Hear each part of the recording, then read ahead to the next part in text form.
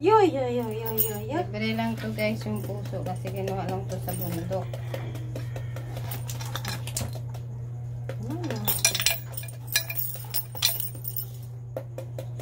Tapos nito guys, kumusa natin. Ano sa tubig, tsaka yung mga ano niya, tagok-tagok. Maano, hindi siya mapait.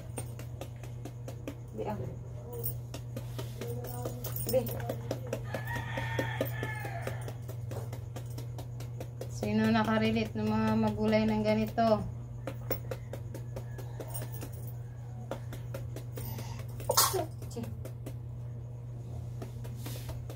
Hindi review. Hindi.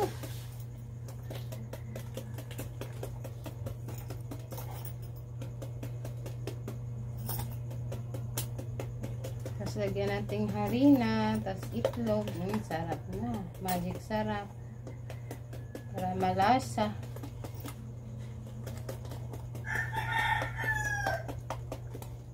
Thank you for watching guys. Bye-bye. Guys, nilagyan na natin ng 3 itlog.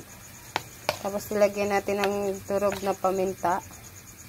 Tapos may ano din yan guys. May konting harina tsaka sibuyas na ini-slice. Yan ay lulutuin na natin guys.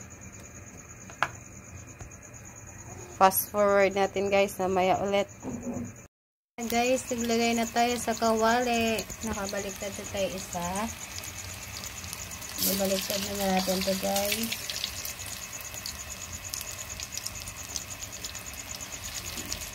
Hindi na baliktad.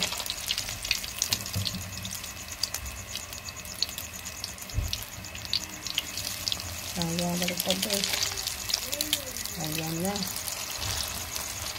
Ayan na guys. Baliktad na natin. Libre na ulam natin ito. Ayan. Puso na maitlog.